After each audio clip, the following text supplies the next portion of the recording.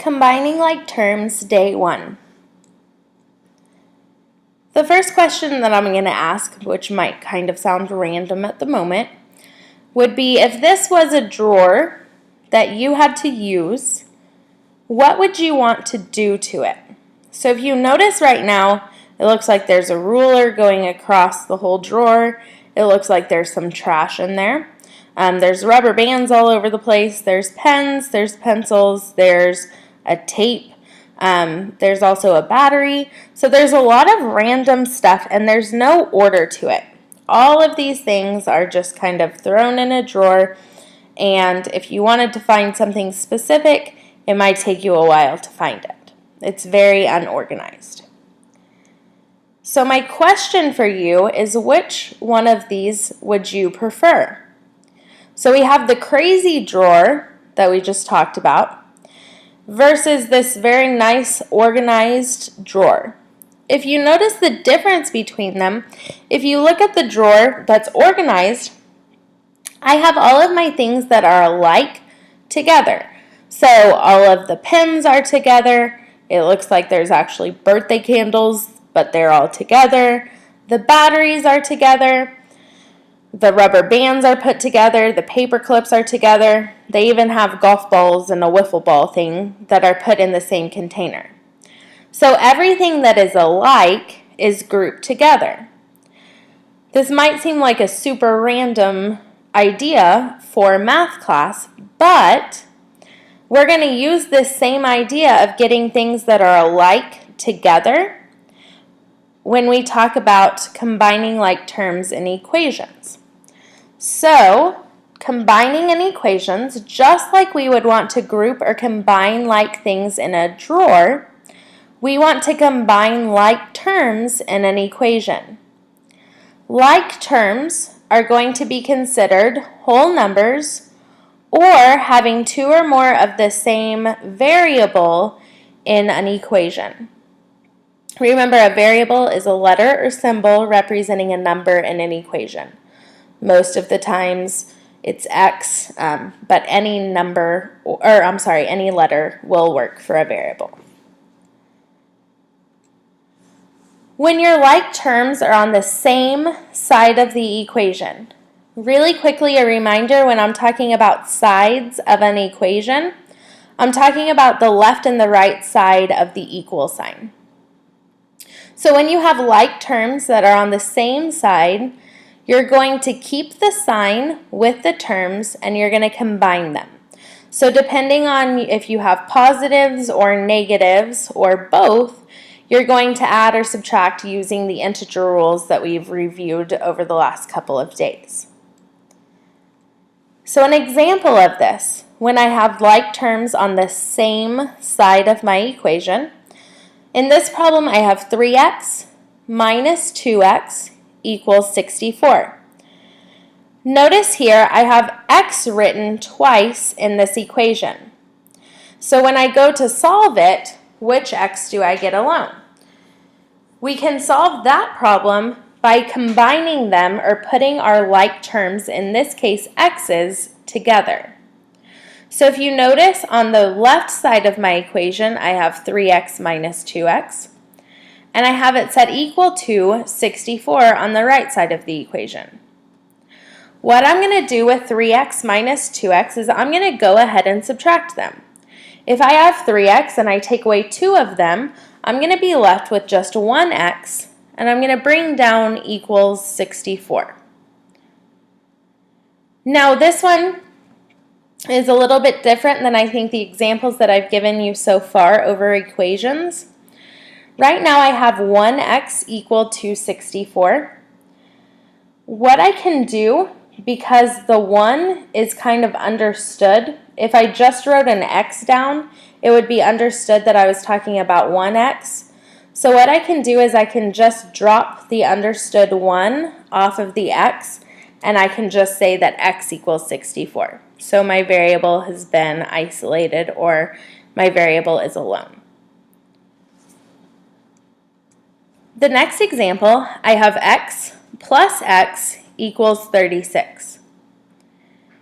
I kind of said in the last example, but I'll say again, that when I just have a variable written and there's not a number that it's being multiplied or divided by, I'm going to take that x and I'm going to go ahead and write an understood 1 in front of it.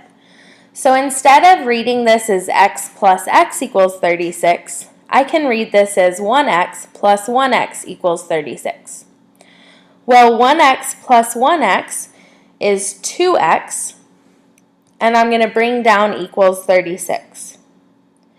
Now I am left with a one-step equation. My goal is to get an x by itself on one side and set it equal to a number on the other side. Right now I'm multiplying 2 times x. The opposite of multiplying by 2 is dividing by 2, so I need to divide by 2 on both sides of the equation. 2x divided by 2 is my 2's are going to cancel, and I'm going to be left with x equals 36 divided by 2 is 18. Remember, you can check your answers when you're solving equations, so I could take 18 and I could plug it in for x, and I could say 18 plus 18 equals 36. Well, 18 plus 18 does equal 36, so I would have checked my answer. The last example with combining like terms that are on the same side. In this example, I have negative 4x plus 7 plus x equals 28. Now, right now I have a negative 4x plus 7. 7 would not be a like term with the x's because it is not being multiplied by x. So 7 can't be combined with anything right now. But then I'm adding another x. Remember, when you have a variable that does not have a number in front of it, I can fill it in with an understood 1. My like terms that are on the same side of the equation are negative 4x plus 1x. I'm going to go ahead and just bring down my plus 7 on the left side of the equation. It cannot be combined because it does not have the same variable as the other two terms that we are combining. Be sure you use your integer rules. Negative 4x plus 1x is negative 3x. Again, I'm bringing down plus 7 equals 28. Now I have a two-step equation. To solve this two-step equation, the first thing I need to ask myself is what's being added or subtracted on the same side as my variable. Right now I'm adding 7. The opposite or inverse of adding 7 is subtracting 7. Whatever I do to one side, I need to do to the other.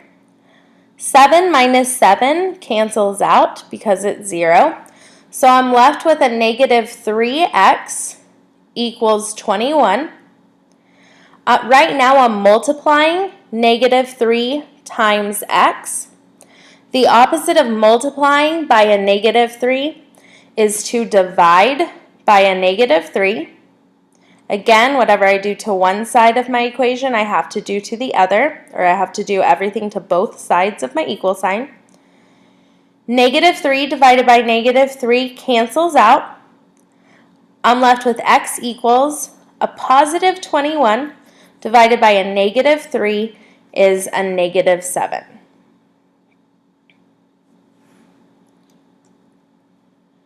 When your like terms are on different sides of the equation, we're going to have to use inverse operations to combine the like terms.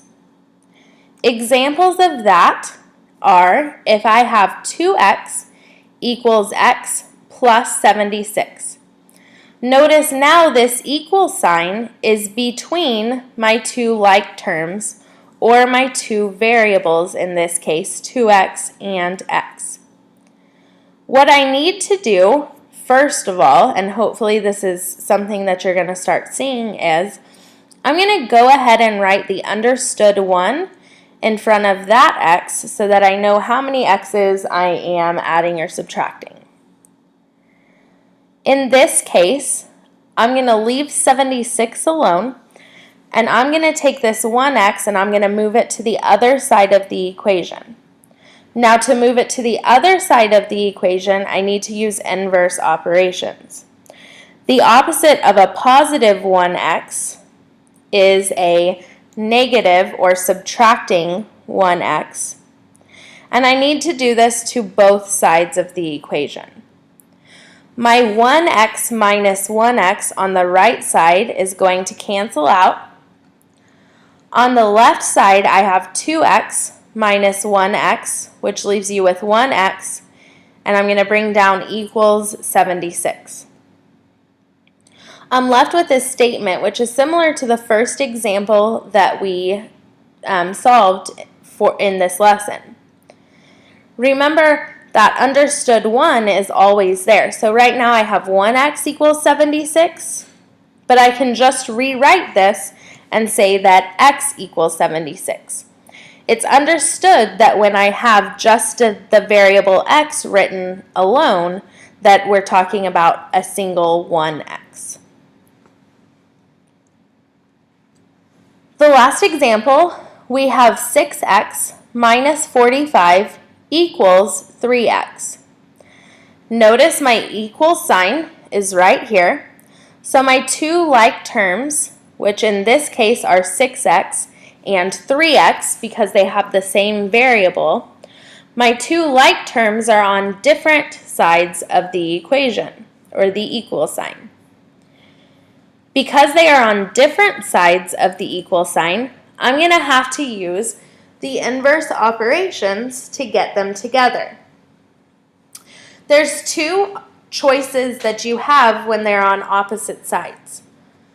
I want to deal with a positive x, so what I'm going to do is I'm going to take this 3x that is on the right by itself, and I'm going to move it over to be with the 6x. Now to move it over, because they're on different sides of the equal sign, I'm going to have to use inverse operations. So instead of a positive 3x, I'm going to subtract 3x. Whatever I do to one side of my equation, I have to do to the other side. My 3x minus 3x is going to cancel out, and it's going to leave me with 0. But that's okay. 6x minus 3x is 3x.